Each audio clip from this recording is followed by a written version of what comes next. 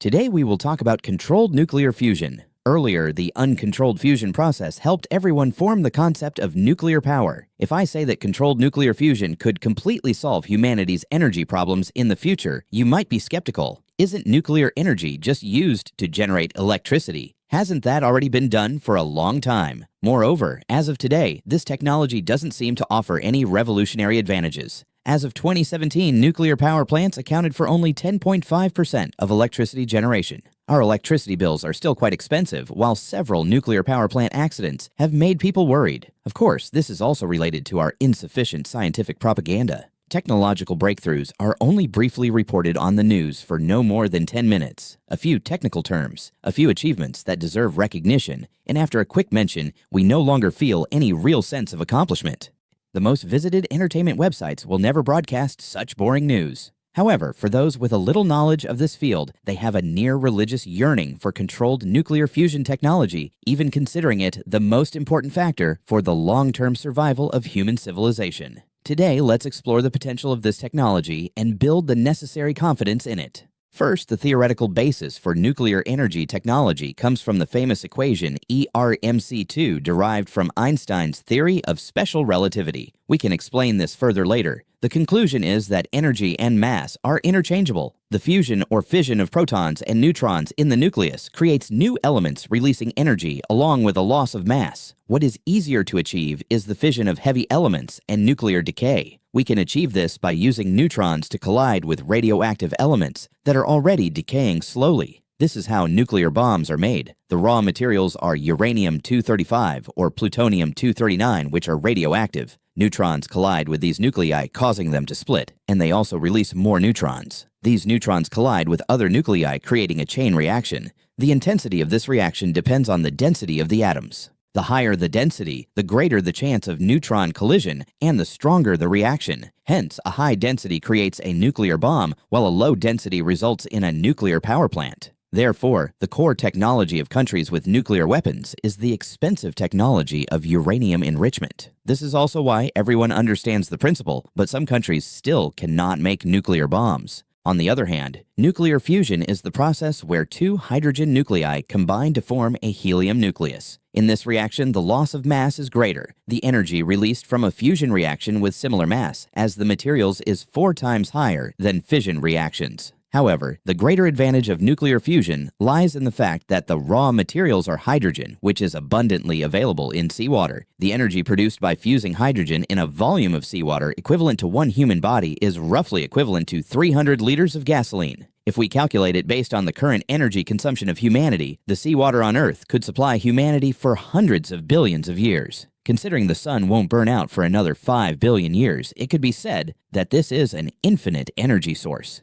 Furthermore, fusion reactions do not have any radioactivity, and the reaction products are inert gases, unlike nuclear waste from current electricity generation, which is both dangerous and difficult to manage. The novel The Three-Body Problem by Liu Cixin describes the events that unfold after controlled nuclear fusion becomes a reality. First, all electrical devices will no longer have plugs, and wireless charging technology will become widespread. In fact, wireless charging technology has already been realized, but it only involves high-power electromagnetic wave energy amplifiers. However, the energy is severely dissipated as electromagnetic waves. Nevertheless, in a world of virtually unlimited energy, this energy loss would not matter. With wireless charging present throughout the city, cars and bicycles could float in the air without needing gasoline. Under the ground, gigantic cities will also be built. The city's domes will directly display images from thousands of meters above the sky. Electricity will be as ubiquitous as air. Since we no longer use fossil fuels, the environment will have almost returned to the pre-industrial revolution state.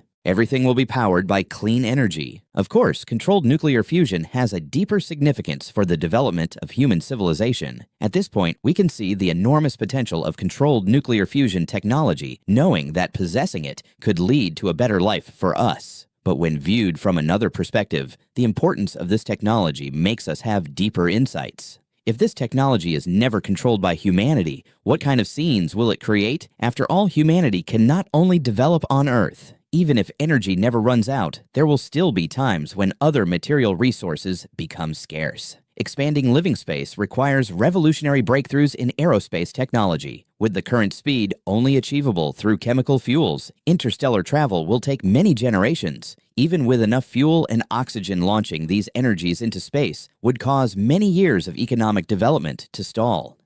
The raw materials needed for nuclear fission reactions are very rare, and the energy released per unit of mass is too low. Therefore, nuclear fission will ultimately still become an energy issue. Thus, we can see that nuclear fusion engines based on controlled nuclear fusion technology are the most effective technology for interstellar journeys. Hydrogen in the universe is also relatively easy to collect. For this reason, controlled nuclear fusion technology is regarded as the key factor for the long-term development of humanity. Without it, we would be trapped on Earth, doomed to perish, according to our current development model. Well, after talking so much about the prospects of controlled nuclear fusion technology, we still need to return to reality. Why don't we have electricity from controlled nuclear fusion technology? Yet, the reason lies in the conditions required for nuclear reactions with temperatures reaching millions of degrees and high pressure. This is nearly equivalent to the environment inside the sun.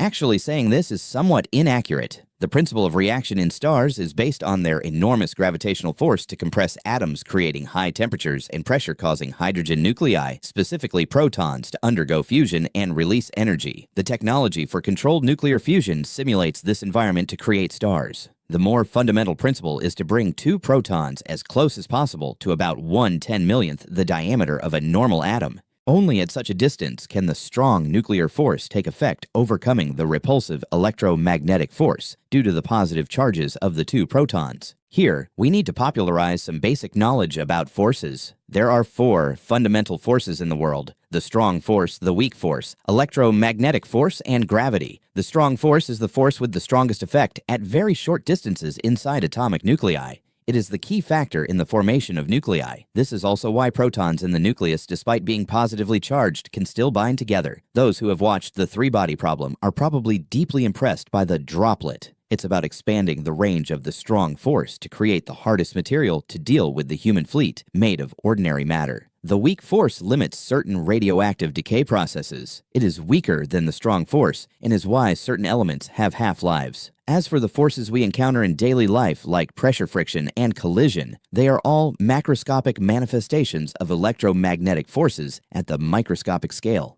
For example, the pressure generated when two people come into contact is actually due to the repulsive electromagnetic forces between the electrons in their atomic shells. Strictly speaking, there is no actual physical contact. Gravity is the weakest of the 4 forces, but its range is nearly infinite, and its importance is unquestionable. We experience gravity every day, and we will discuss it further in the theory of relativity.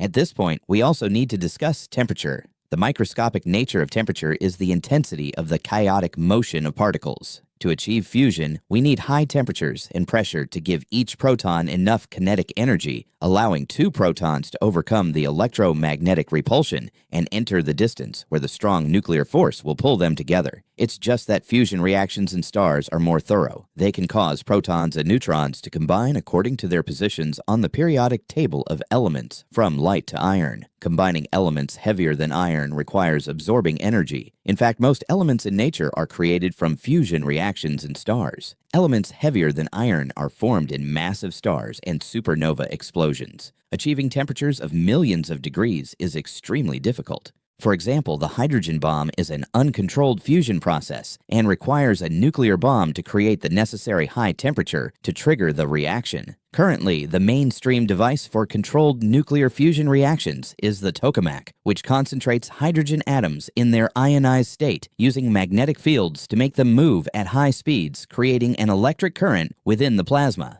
This is achieved by using different magnetic field orientations to perform ohm heating, and when the temperature reaches the level necessary for the reaction, microwaves are introduced as the energy to maintain superheating. Simultaneously, under the powerful magnetic field, the plasma is kept from touching the walls of the experiment because no material can withstand the millions of degrees of heat. Last year, our country's East Tokamak device in Hefei set a world record with a continuous fusion reaction lasting 101.2 seconds. While we take pride in this achievement, we must also understand why it was only 101.2 seconds. After all, achieving and maintaining such high temperatures and pressures is incredibly difficult. The superconducting materials required to create the external magnetic field must be near absolute zero. This truly represents a pinnacle of the contrast between cold and hot. Enormous energy applied to such a small scale is still very rudimentary, no matter how precise it is.